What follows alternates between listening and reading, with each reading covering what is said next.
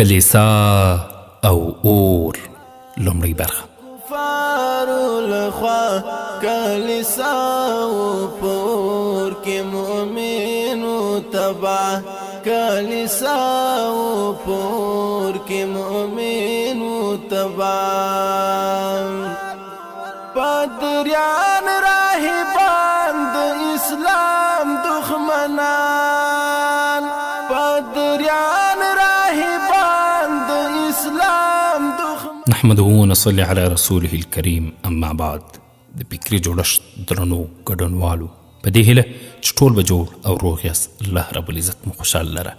دا د زه محسن احسان مو یو ځل بیا د یو بل نوي داستان سره په درانه حضور کې را حاضر سوی یم، په دې هیله چې دا داستان هم په مینه او محبت را سره واورئ. درنو او قدرمنو اورېدونکو، د داستان نوم کلیسا او اور، لیکوال ارواښاد نسیم حجازي، ژباړن محمد زبیر شفیقي، ویان محسن احسان، نشرونکې اداره فکري جوړښت خپرنې.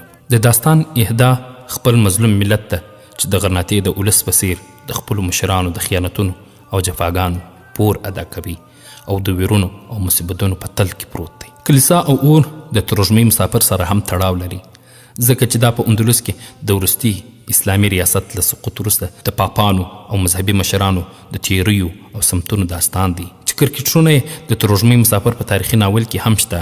خو هلته ماشومان او تکي ځوانان دي چې دلته بیا د داستان محوري کرکټونه دي او پیښې د همدوی په محور راڅرخیږي. کلیسا او اور د اروپا د منځنیو پیړیو د کلیسا پر هغو کړو وړو رڼا اچوي چې د تیارو پیړیو په نامه شهرت لري. دغه تاریخي داستان د پاپانو د حکومت او بې جلبه واکمنۍ یو هنري تصویر دی چې ترخه تاریخي واقعیتونه پکې رانغښتل شوي. د کلیسا د تعصب او ستم په بل شوي اور کې چې ستي کیږي، بیا هم هغه مسلمانان دي چې د خپلو خاینو مشرانو او واکمنو د خیانت او جفا دروند پور ادا کوي. داسې دروند پور چې په یوه جمله کې څرنګوالی ښودل ممکن نه دی. دغه داستان چې تر پای واوري بیا به په اروپا په تیر په هسپانیا کې د کلیسا او پاپانو پر وحشت پوه شي، هغه وحشت چې لومړی پر یهودیانو او مسلمانانو ځمکه سور تنور کړه او ورپسې عیسوي فرقو او ډلو په خپله کې یو پر بل قیامتونه راکوس کړل. د دې داستان په اورېدلو سړی پوهیږي چې دین یو معنوي ارزښت دی چې انساني کرامت پالي او ساتي، خو چې د دین دغه معنویت نه لرې کړی شي، اصلي څېره یې مسخه او د انسان په لاس یوه وسله او حربه شي، بیا داسې غمیز وزېږوي چې د پیړیو ګردونه یې داغونه خاپونه نشي پټولی. خپرونې درنو او قدرمنو اورېدونکو، راځو په داستان شروع کوو. بسم الله الرحمن الرحیم. د مور وصیت. خبرونه درنو او قدرمن اوریدونکو، له غرناطې څخه د وتلو نه وروسته د اندلس د پاچا ابابلا واکمني په الفجاره کې پر 15 میل سروره او 10 میله اوږده سیمه محدود پاتې شوه. د دغه واکمنۍ لویدیځو څنډو ته د وړو غونډیو یو اوږد دیوال و. د هغې نه لاندې لوري ته په یوه پخوانۍ کلا کې ابابلا اوسېده. دغه غونډۍ د شمال لوري ته ورو ورو لوړېدې. د هغو شاته یوه کلا او 40 کلي سیمه د ابابلا د وزیر ابوالقاسم ملکیت. د ابوالقاسم د ځمکو ناظر مصعب نومېده.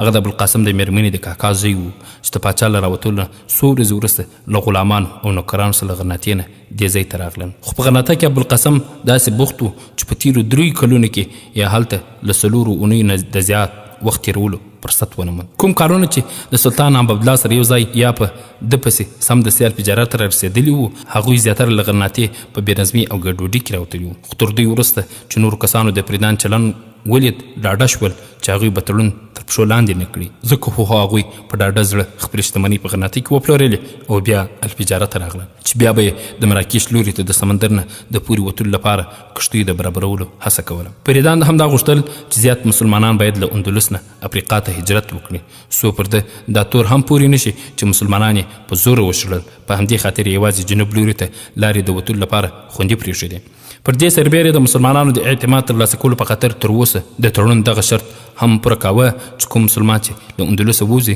تر 3 کلونو پورې بې له ځنډه بیرته خپل کورونو ته راتلی شي. په دې موده کې دوی خپل جایداد او ملکیت په خپله او یا د بل چا په وکالت پلورلی شي. نصراني پوځ له لوټمارۍ نه د مهاجرینو د دغو کارونو د خوندي تېرولو یو بل سبب دا و چې د بربریانو او ترکانو جنګي بیړۍ د روم په بحره کې ګرځېدې چې فریدان نه غوښتل په خپلو نوو لاندې کړي سیمو کې ناکراري راشي او د بهرني پوځ د لاسوهنې خطر پیدا شي. د مسلمانانو د راتلونکي په اړه د پریدان ارادې د کلیسا د تنګ نظرو راهبانو توپیر نه درلود، خو د په ان تر اوسه پورې هغه مهال نه رارسېدلی چې د مسلمانانو په رګونو کې پاتې وینې ترې وزبېښي.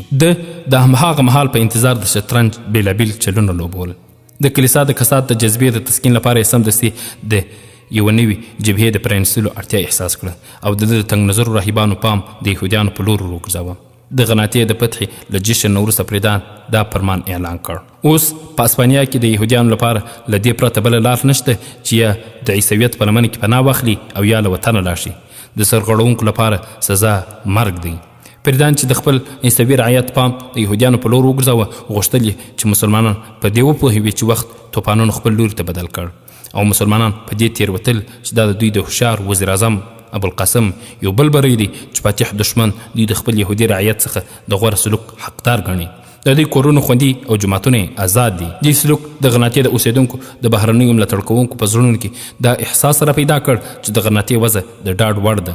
هلته په لاسوهنه خپل مسلمانانو وروڼو ته نوې ستونزې باید راپورته نه کړو، ځکه خو د ترکانو د جنګي بیړیو پام غناطې پر ځای د جنیوا او ایټالیا د سندو په لور واوښت.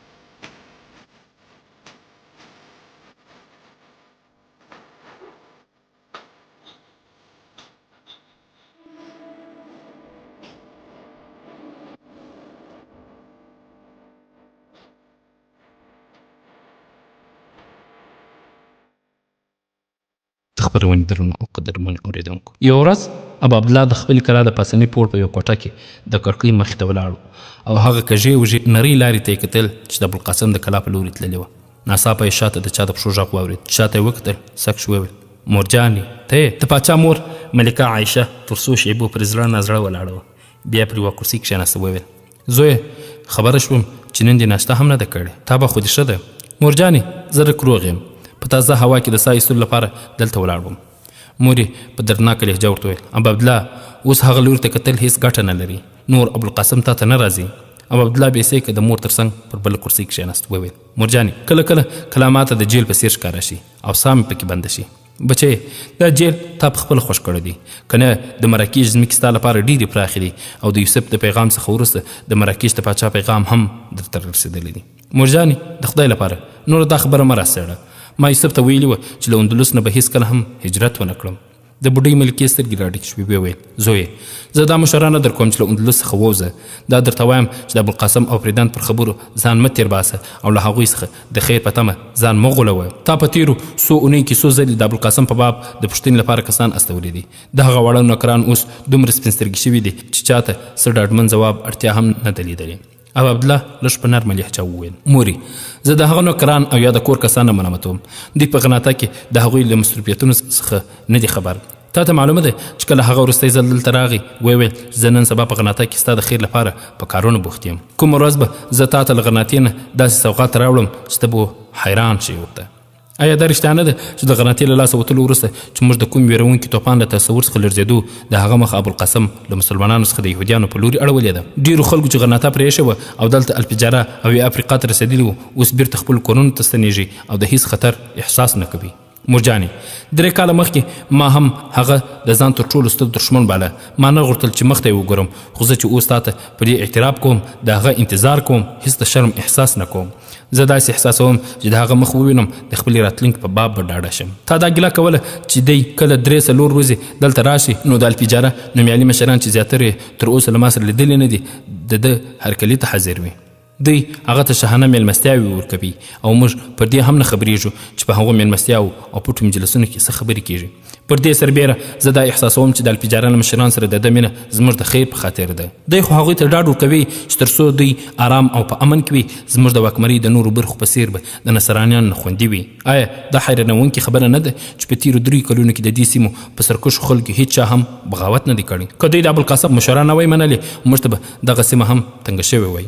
وروستی ځله هغه ستا په حضور کې راته وویل چې د الفجاره خلک اوس پر دې پوهېدلي دي چې په سوله ییز ژوند د پریدان اعتماد ترلاسه کولی شي او پریدان هم پر دې ډاډه شوي دي چې زه د هغه وفادار یم، ځکه خو هغه ورځ لرې نه ده چې ما د کوم نوي مذهب حقدار وګڼي او غرناطې ته مې ورغواړي. ملکې عایشې په غمجنه لهجه وویل که ابوالقاسم دومره نیک او پریدان دومره ناپوه وای نو ته به له غرناطې نه راوتلې. کاشکې ستا مور ته د هغه د زهرجن مار په سوري کې له لاس وهلو نه ایسارولی شوی چې څو ځلې چیچلی یم.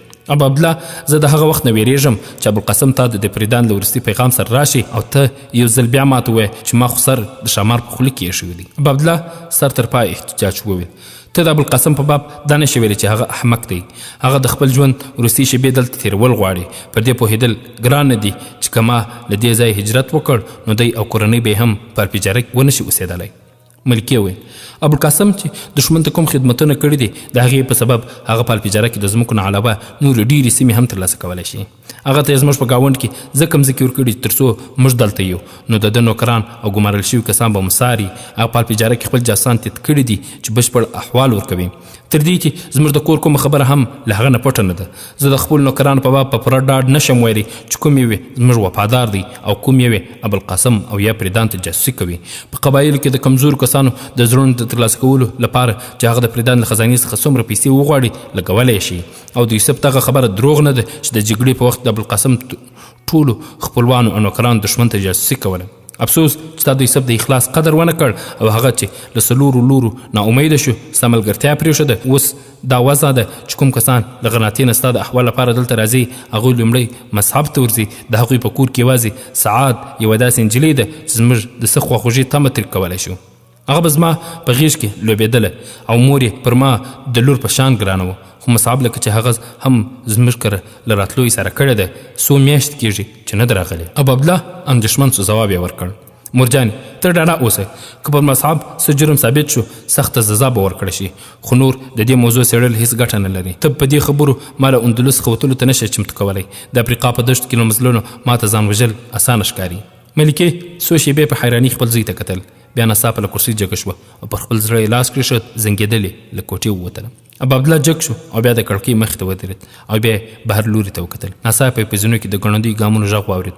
څو شېبې وروسته یې مېرمن ورخطا مخې ته ودرېده. وویل دا بیا څه جنجال کړی دی؟ ابو عبدالله اندېښمن شو، ویې پوښتل مورجانې څه ګیله درته وکړه؟ د هغې وضع ښه نه ده، ته سمدستي لاندې ورشه. ابو عبدالله په منډه لاندې ورغی او څو شېبې وروسته چې د ملکې عایشې کوټې ته ورننوت هغه چوپه او بې حرکته په کټ کې پرته وه. وینځو او ماڼو چې سلطان ولید یوې او بلې خواته شول.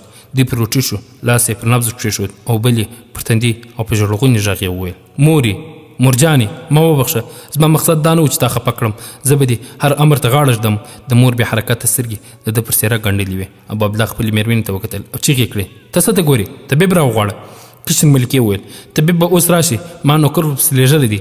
ابو عبدالله په ګونډو شو او د مور لاسونه یې په لاسونو کې ونیول، بیا ښکل کړل، وویل مورجانې او بیا په سلګي شو. یو بوډا طبیب کوټې ته وننوت، د سلطان پر اوږه یې لاس کېښود، هغه یې یوې خواته کړ، د ملکې لاس یې په لاس کې ونیو او نبض یې ولټاوه. د هغه شونډې رپېدلې، خو شاوخوا ته ولاړو کسانو د سختې ساه اخیستلو له غږ پرته نور څه نه اورېدل. او چې بوډا د خپلې کڅوړې څخه دوا راایستله، د غرناطې د جلاوطن پاچا ابو عبدالله مور یوه سلګۍ وکړه او بیا یې پر څېره د مرګ پرده وغوړېده. طبیب چې بیا د هغې نبض ونیو ابو عبدالله ته یې وکتل او ویې انا لله و انا الیه راجعون او سر یې ځوړند واچوه. تر لږ ځنډه د ابو عبدالله باور نه کېده چې مور یې مړه شوې ده. بیا ناڅاپه له سترګو د اوښکو سیلاب رامات شو، سر یې د مور په پښو کې کېښود او د ماشومانو په څېر یې په زوره وژړل. لږ ځنډ وروسته چې څو تنه سپاره د شاوخوا کلیو په لورې ووتل چې د ملکې د وفات خبر خپور کړي. عبدالله په لاندې پوړ کې په یوه پراخه کوټه کې ناست او په خپل کاتب ابوالقاسم او د غناطي عیسوي والي منډوزا ته د ډیډلا نواب او څومره نور مشران په نامه لیکونه لیکل. له منډوزا نه غوښتنه کړې وه چې غواړي د خپلې مور مړ یې خپلې پلرنۍ هدیرې ته یوسي. پر ابوالقاسم یې ټینګار کړی و چې د غناطي د حکومت د اجازې ترلاسه کولو لپاره د خپل رسوخ او اغېز نه کار واخلي. که حکومت څه اندېښنه لري نو زه د دې مسؤلیت اخلم چې له پچارې څخه ډېر لږ کسان له جنازې سره دا چې په هغوی کې به هېڅ یو وسله هم نه لري او مړي خاورو ته وسپاري په خپله به بیرته راستنېږي. ناڅاپه یوه وینځه ورخطا کوټې دننه ورغل او وویل علي جنابه معظمه ملکه فرمایي چې غناطي ته له څه الچې استولو نه وړاندې د مشرې ملکې وصیت ولوله. تر اوسه عبدالله د خپلې مور په وصیت خبر نه و. هغه په بیړه بې له دې چې څه ووایي له کوټې نه ووت. څو شېبې وروسته د خپلې مېرمنې په مخ کې ولاړ و. کشرې ملکې ته دته یو کاغذ ونیو. وویل څو میاشتې پخوا ستا مور دغه لیک ماته راکړ او ټینګار یې کاوه چې زما له وفات وروسته یې ولولې. عبدالله پر یږدېدلو لاسونه لیک واخیست او په ګیلمنه لهجه یې وویل تا کله د دې په باب هېڅ یادونه هم ونه کړه. دا د هغې امر و او تر لږ ځنډ مخکې زه پر دې نه پوهېدم چې دا د تا لپاره دی که زما لپاره. عبدالله د لیک په لوستلو بوخت شو او په سترګو یې اوښکې راوخوټېدې. مور یې لیکلي وه د یوې کمبختې مور بدبخته زوی په دې دنیا کې موږ څومره خپلوان وو چې موږ یې پرېښودو. مرګ هېڅ کله دا نه ګوري چې د مړه کېدونکي څه ارزښت دی یا د هغه برخه څومره کار نیمګړی پاتې دی. وخت د مرګ مسافرو ته د څه تیاري فرصت نه ورکوي. زما زوی نور په ما کې دومره سیک نشته چې د ژوند بوج دی تر ډېره مودې وزغملی شم. په دې ویرانه کې چې زه د مرګ په باب خیال کوم نو په ورو ورو مې څه په زړه کې راوګرځي چې تا ته یې ووایم. خو یوه مور د زکندن په حال کې هم نه غواړي چې خپل زوی یې پریشانه وویني. ځکه مې زه خپل وصیت خپلې مژور ته ستا ملکې ته سپارم. د غناطي له پرېښودو وروسته ما فکر کاوه چې یوه ورځ به ما ستا د پلار په څنګ کې ښخه کړې. خو د هغې قبر ته چې د وروستي ځل لپاره ورغلم بیا مې چې ډېر لرې خپل قبر تصور کاوه د ډېرې بې کسۍ په حالت کې هم دا ډاډ احساساوه چې د مړو د ارواو ترمنځ ټولې فاصلې د منځه ځي. ځکه مې الفجارات له راتلو وروسته د خپل قبر لپاره یو مناسب ځای پیدا کړی دی. زما زوی تا د هغه پیړیو زړه هدیره لیدلې ده چې منجور د طارق رحیم الله د وخت د څو شهیدانو قبرونه راښودل. زه غواړم چې له مرګه وړاندې مراکش ته نه لاړو نو د هغه بزرګانو په درشل کې مې خاورو ته وسپاره. د اخترونو په ورځو کې هلته په زرګونه خلک د دعا او فتحې لپاره ورځي. کله چې په تېر اختر کې زه هلته تللی وم د هدیرې بوډا منجور ته مې خپله دغه هیله څرګنده کړه. دې ته اړتیا نشته چې زما پر قبر زیارت جوړ کړې. زه خو د تاریخ له پاڼو څخه خپل نوم نشم لرې کولی. خو ستا به راباندې وروستی احسان دا وي چې د نړۍ په وړاندې به قبر د نندارې وړ نه شي. پر دې به مې ارواح ته تکلیف ورسېږي. عبدالله کله چې د قوم پاچاهي ړنګه شي د هغو د وروستیو واکمنو نښې هم ورکېږي. زه د هغه واکمن مور یم چې په خپلو لاسو یې د اندلس د وروستۍ پاچاهۍ ډیوې مړې کړي. امکان لري چې د یوې شاندارې مقبرې پر ځای زما له مات او شړېدلي قبر څخه په راپورته شوو ګردونو د چا رحم راشي. ستا مور. عبدالله کاغذ په سترګو مشلو او تر ډېره وخته یې سلګۍ وهلې. بیا ناڅاپه له کوټې راووت. دوهمه ورځ د الفجاره له سارا او اوږدو څخه په زرګونه کسان د خپلې ملکې جنازې ته راټول شوي وو.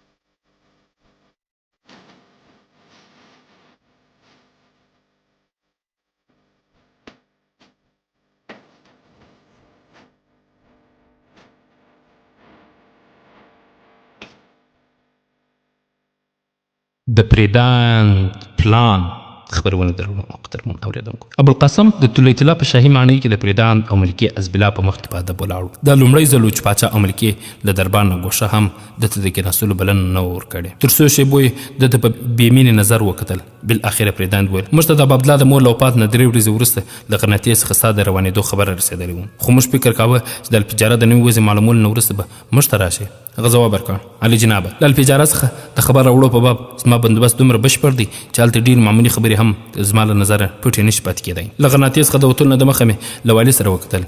د هغه همدا نظر و چې په اوسنۍ وضع کې دې ته اړتیا ده چې زه ستاسو قدم ښکلولو ته راشم. ملکي حزب الله وویل ابوالقاسمه تا په مخکیني ملاقات کې ژمنه کړې وه چې یوه ورځ به موږ ته دا زیری راوړي چې د اندلس ځمکه د بابلا له وجود څخه پاکه شوه. ابوالقاسم سترې ملکې ما چې د خپلې ژمنې پوره کولو لپاره د کوم فرصت انتظار کوه هغه را رسېدلی دی.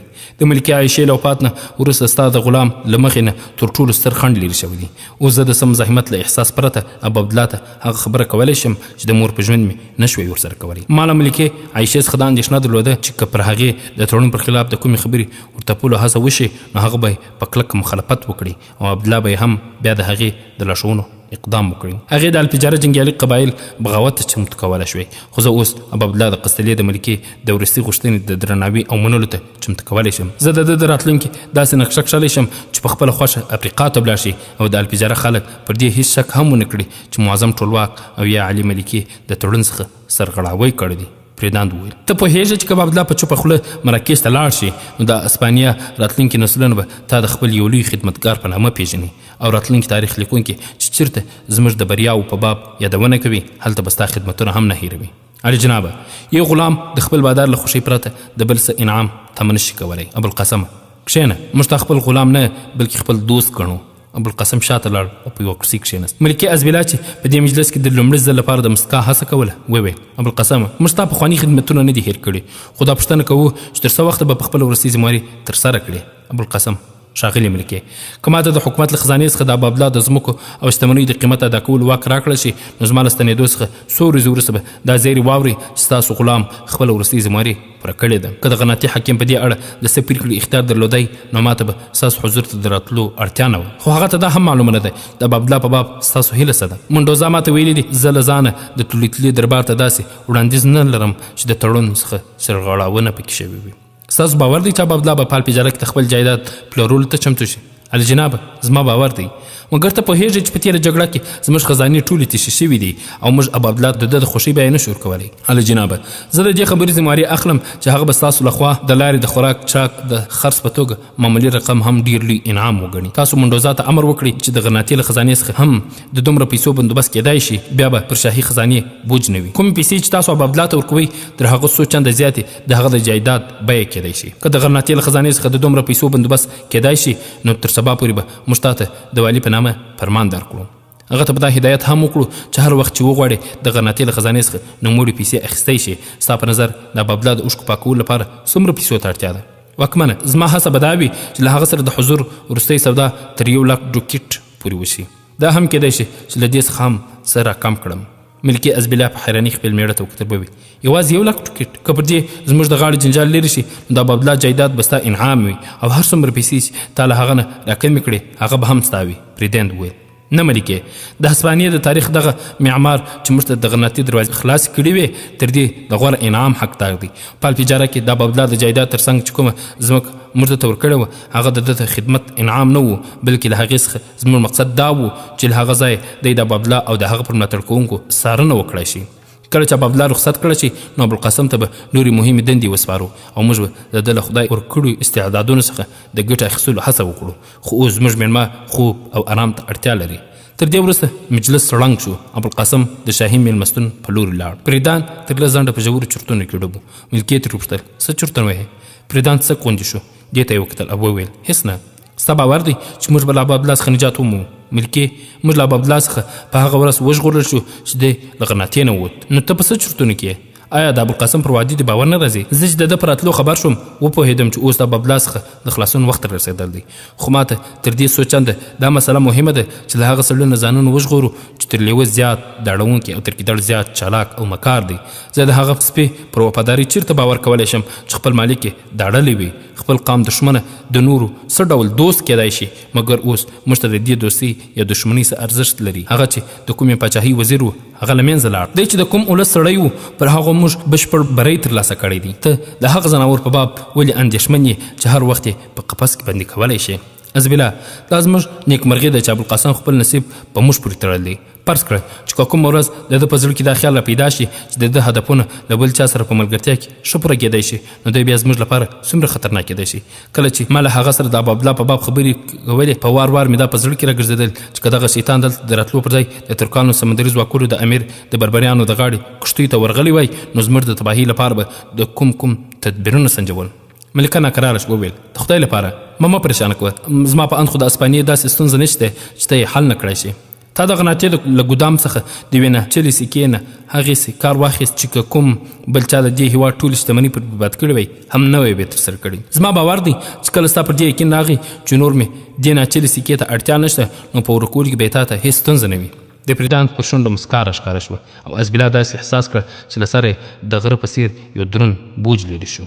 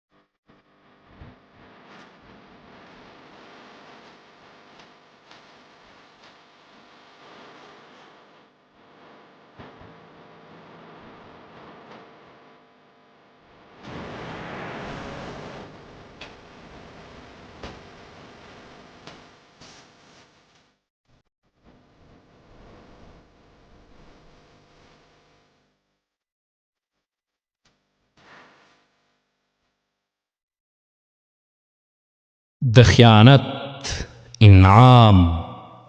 خبرونه درنو او قدرمنو اوریدونکو، هر چا چې د خپل ولس او قوم سره خیانت کړی وي د هغه انعام هم داسې وي. اوس به تاسو واورئ. د لمر ختو پر وخت یوې نجلۍ د ملکې عایشې پر قبر د ځنګلي ګلانو له غوړولو وروسته لاس پورته کړ او دعا یې کوله. د هدیرې د نوي جاړ دیوال نه بهر یو حبشي هلک 2 اسونو تر جلب نیولي او ولاړو. نجلۍ مخ په پرده کې پټ او د هدیرې په چوپتیا کې غلې سلګۍ اورېدل کېدې. څو ګامه لرې 3 تنه منجوران له خپلو جونګړو راوتلي وو.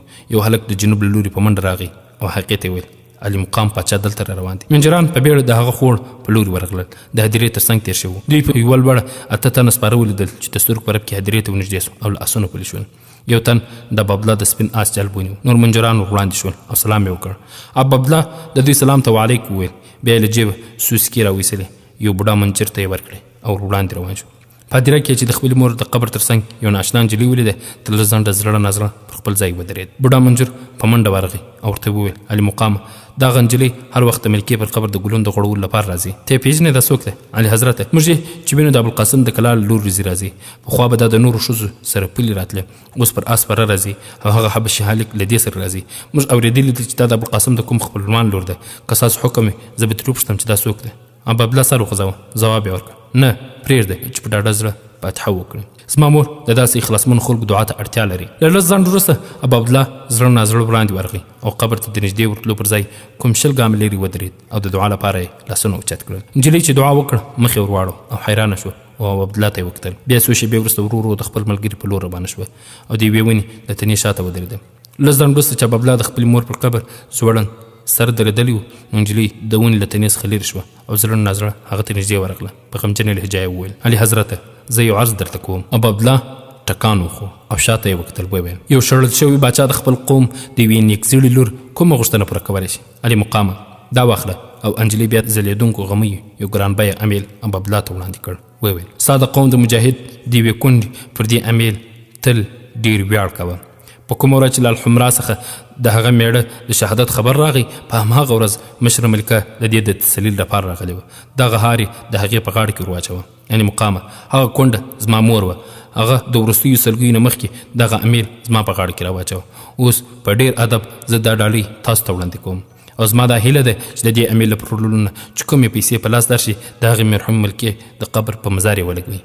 ابوعبدالله په زړه سړی راغله، په دردناکه لهجه وویل نه، زه د یوې یتیمې نجلۍ څخه د خپلې مور تحفه بېرته نشم اخیستلی. نجلۍ په ادب وویل زما هدف ستا د زړه ازارول نه و، که زه په الپجاره کې ستا په وضع خبر نه وی نو دا جرأت به مې نه وکړی. عبدالله په ډېر زحمت خپلې اوښکې راتم کړې. وویل لورې زه دومره هم بېوسه نه یم چې خپلې مور ته یو وړوکی زیارت جوړ نه کړی شم. کله ما سره هېڅ نه وی نو هم د الپجاره د مسلمانانو مرسته راسره کړې وی. ما ته له الپجاره نه پرته د قناتې او نورو سیمو نه هم ډېر کسان د مرستې لپاره راغلي دي، خو زما د مور وروستۍ هیله دا وه چې د هغې پر قبر زیارت جوړ نه کړی شي. که نن د هغې اروا له موږ سره د خبرې کولی شوی نو دا به یې خامخا ویل چې ما ته د یوې نیکزړې نجلۍ دعاګانې او د ګلونو غوړېدل د دې امېل له غمیو نه ډېر ارزښت لري. زه ستا مننه کوم دغه امېل دې په غاړه کې واچوه. نجلۍ څو شېبې سر کښته اچولی او ولاړه. ناڅاپه عبدالله هار راواخیست او د هغې په غاړه کې واچه. وویل ته د ابوالقاسم له کوره غلی؟ هغې خپلې سلګۍ راتم کړې. ځواب یې ورکړ هوکې ټولواکه ابوالقاسم مې ناسکه ماما او مصعب مې د ترور خاوند دی. مصعب خبر دی چې ته دلته راځې؟ علي مقامه زه د خپل پلار لور یم، ما ته د دلته راتلو په خاطر له چا نه د اجازې اخیستلو اړتیا نشته. زما د ترور د خاوند څخه ته شکایت او ګیله لرې، خو هغه او ترور مې زما له مور سره د معظم ملکیې نیکي نشي هېرولی. کله چې له کور راوځم نو مصعب د ترور خاوند مې پوهېږي چې هدیرې ته ځم. یو ځل هغه پخپله هم راسره راغلی او زما په ژوند کې لومړی ځل د هغه په سترګو کې اوښکې ولیدې. عبدالله وپوښتل ستا نوم سعد دی؟ هوکې صاحب. زما مور سره ډېرې ستاینې کولې. سعد له سترګو څخه اوښکې پاکې کړې. وویل د هغې مینه ماته ډېره لویه تکیه وه. زه به تر مرګه پر دې افسوس کوم چې د ناروغۍ په وخت کې مې د دې څه خدمت ونه کړی شو. ښه لورې د خدای په امان، تر څو چې ستا غوندې نجونې زما مور د دعاګانو حقداره ګڼي دا ګیله به نه کوي چې د اندلس له ځمکې څخه د دې نوم او نشان ورک شو. سعد خدای په امانۍ ورته وویل او لس ځنډ وروسته دا له هدیرې نه بهر پر خپل آس سپاره شو.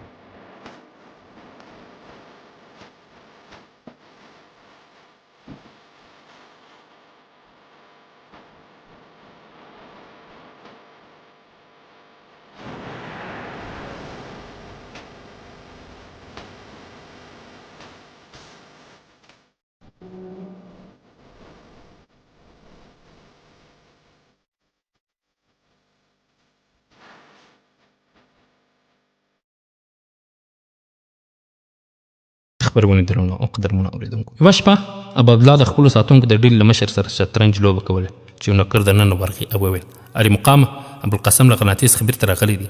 عبدالله اندېښمن شو. وویل هغه چېرته دی؟ واکمنه هغه په خپل کور کې دی. زموږ کسانو ماښام مهال 15 سپاره لیدلي وو چې د دوی د کور په لار ولاړل. ستا باور دی چې ابوالقاسم له هغوی سره راغلی دی؟ هوکې زموږ کسانو د قناتې په لاره له یوه کلي څخه دا خبره سپینه کړې ده، مګر ابوالقاسم ما ته مخکې ولې خبر رانه کړ؟ هغه ولې دلته رانغی؟ عبدالله د بېوسۍ په حالت کې خپل بوډا نوکر ته وکتل. هغه وویل ښاغلی ښایي د شپې به هغه دا مناسبه نه بلل چې تاسو نو آرام به کړي او له خوبه مو وباسي، او دا هم کېدای شي چې د سفر د ستومانۍ په سبب چې کور ته رسېدلی وي نیغ ویده شوي دي. خو دې الفاظ عبدالله ډاډه نه کړی شو. نوکر ته یې وکتل. وویل پیرهدارانو ته لارښوونه وکړه چې هغه کله راشي سمدستي یې راولي. نوکر له کوټې نه ووت. عبدالله تر څه ځنډه چوپ و، بیا په لوبو بوخت شو. یو په بل پسې د دوو لوبو د بایللو وروسته د لوبې زړه تور شو. نور یې پای ته ورسوله او ملګري ته یې وویل وښایي تر سهاره مخکې هغه رانه شي، ته هم ورځه ویده شه. بوډا سالار جګ شو او له کوټې ووت. عبدالله تر ډېره پورې په نقراري په کوټه کې قدم وهه، بیا بل کوټې ته لاړ او په خپله بستره پرېوت، خو د چرت خرابۍ تر ډېره پورې خوب ته پرېنښود.